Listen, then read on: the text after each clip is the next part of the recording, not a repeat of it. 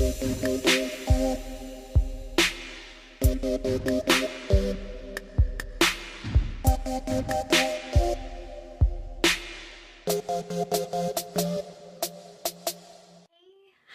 hello internet. Welcome back to my channel. Now that my makeup has been on for about 60 years, time to tell you a spooky story. So this story happened to me last summer, probably close to about a year ago, give or take.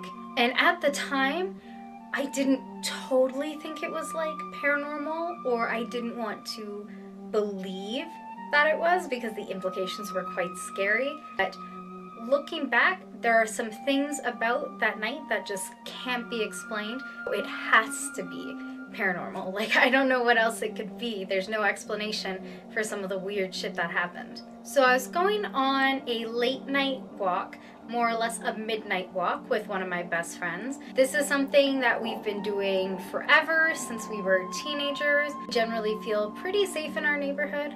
And like I said, it's obviously not a new thing for us. There's no reason for us to think that tonight would be any different. Somewhere between like 11 p.m. and 1 in the morning, I can't remember. And we were watching horror movies, I'm pretty sure. And we were talking about our plan for making a horror movie. This is the same best friend that I've mentioned in some previous videos. So our minds were already on horror, admittedly. I will definitely say that. And maybe that's why I tried to rationalize and explain away some of the weirder aspects of this story. So we were walking down a road that we always walk down. It's totally not a big deal. And I notice I hear this like whistling in the background. This like, you know, rhythmic, like typical bird chirping. I registered that it's kind of weird to hear a bird chirping at night. It's not really normal, but I mean, I'm not a bird expert. I don't know bird behavior, and I couldn't tell you why a bird would or wouldn't tweet at a certain time, so whatever. But I did register it. The thing is, I have an anxiety disorder and I have PTSD, so it makes me very aware of my surroundings, and it makes my kind of like danger response very heightened. Sometimes it's easy for this to get blown out of proportion, but other times it's been a really good thing, and it's helped me stay prepared, stay safe, and stay on top of my surroundings and whatever's going on. This was one of those times where it helped me stay safe. So I just kind of logged it in the back of my brain that there was this bird chirping somewhere behind us. I didn't stop the conversation, I didn't stop walking, we just kind of carried on. And then I noticed that the chirping, after a few blocks, seemed to have been following us. Like, it always sounded like it was the exact same distance. It never sounded like it was getting further away, and it was still just the same rhythmic tweets going on for quite a long time. And so I kind of registered that as unusual. I was on like slightly higher alert. So every so often during our conversation, I would just look around, try to like take in our surroundings. I'd check behind me. Like I was aware of what was going on. We walked by one other couple at some point, but it was very early on in the walk, and the tweeting was already going on. So at this point we were totally alone. There was no one else, there was no cars, there was like nothing. Like I said, quiet neighborhood. So I start to feel more and more uneasy, and I'm not sure if my friend was picking up or not, but finally I tell her, you know, I've been hearing that same bird chirp behind us for the same distance for about 10 minutes now, give or take. It's been going on for quite a long time. I'm concerned about this. This just seems kind of weird and off to me. And as soon as I said that, the rhythmic bird chirping stopped sounding like a normal bird chirp and started clearly sounding like someone whistling with no apparent tune.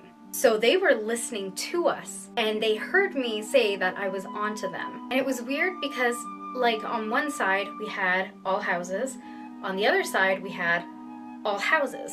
So for someone to be able to follow us from more or less the same distance, because I could always hear them at about the same rate, then never to see them. That's really weird. Where could they have been? They couldn't have been jumping in and out of bushes. We would have heard that. There weren't that many bushes. It was open space. It was people's front lawns. There wasn't really a lot of place to hide. Like I said, I was continually looking around and keeping track of our surroundings. Well, I did forget to mention that when I did finally mention it to my friend, the whistling sound had been getting a little bit closer for the last couple blocks. But still, I couldn't see anyone. There were no cars. Someone couldn't have been in their house. Like, there's no plausible way that I can explain how this, like, whistling was following us without leaving a single trace of itself. Like, that just doesn't make any sense to me. So then once the whistling, like, broke tune and broke rhythm, it was sounding closer and closer to us, but we still couldn't see it. So we were officially, like, scared at this point. And I got her to call her partner to try and figure out a way for him to, like, come pick us up, because we were scared at this point. So we were walking by a school, and at like around the same time that she started calling, I can't remember the exact sequence of events anymore, it started to sound like the whistling, instead of being behind us now, was coming from across the street. And I don't know how it would have made that jump once again without us seeing anything. And then it sounded like it was like near the school where this light was on, and then the light bulb like went out. And I think the light bulb actually like popped or burst or something, because I remember like hearing a sound and seeing the light go out, and the whistling was on that side. I heard it coming from that side, but I still couldn't see anyone. And so then we walk a bit further, and there's like a little pub in the neighborhood, and we were like, okay, finally. But it was closed. I don't know why it was closed. It was just like a regular night. Like, you think it'd be open, but there was no one there. It was kind of like weird, because, you know, you think of pubs as being the kind of places that are open all the time. So at this point, like getting to the pub, we were still hearing the whistling, and I didn't want to wait around, so I was like, okay, we need to keep walking, because we weren't super far from a main, like, busier road. So we keep walking, and then all of a sudden the whistling, which once again it just was like all around us, like I didn't know where it was coming from anymore. It stopped altogether. There was not a sound. It was totally silent. And that actually scared me and stressed me out so much worse, because at least when we were like hearing the whistling, even though I couldn't see anyone and it didn't like make sense where it was coming from, at least I could kind of keep track of the sound and the direction and the distance.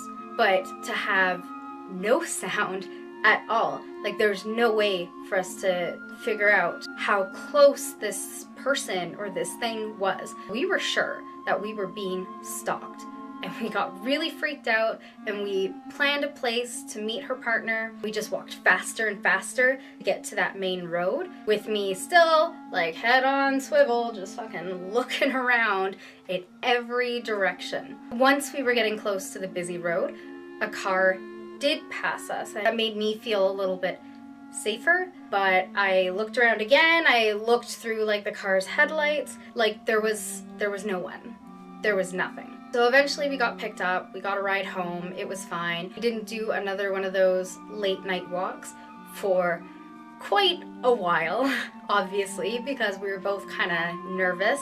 And so I remember we were like telling the story to like everyone immediately. Like I posted it on Facebook because it was so fucked up and weird and creepy. And I was like, well, someone was stalking us. Like, what if they were a serial killer? What if they were planning to like totally murder us? Like I didn't know what it was. But I still had like in the back of my head those few things that I couldn't explain. Whistling and never seen anyone, and the light bulb like bursting or popping or something, and the light going out right when I heard the whistling underneath it. So now that I've had a little more time and distance from that experience, I kind of think maybe it was something paranormal. Like, honestly, like what else would it be? Like, I just don't understand how those things could happen and we would never see a trace of anyone. It just totally doesn't make sense to me. I'm not really anxious about it anymore. I haven't had a repeat of that experience since. The last time I felt kind of weird walking in the neighborhood was when it was like a couple months ago. My husband and I were just walking together in the neighborhood at night, and in my head I was thinking, there are some like strong vibes out tonight. Like I could just feel the energy. And then he actually said out loud around the time when I was thinking this, he was like,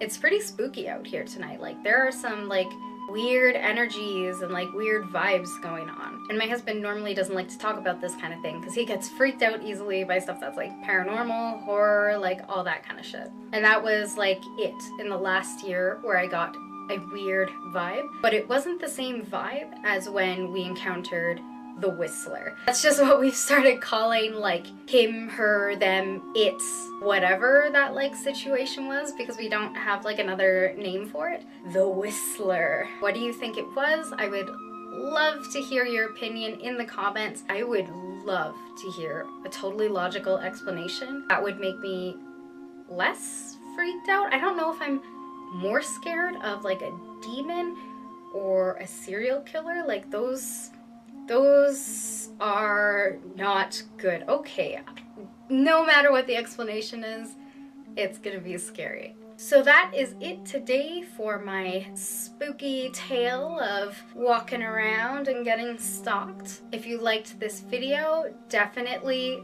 leave a thumbs up. Leave me a comment. I always read and reply to every single one that I get. And of course, subscribe and stick around if you want to hear more spooky stories. Bye.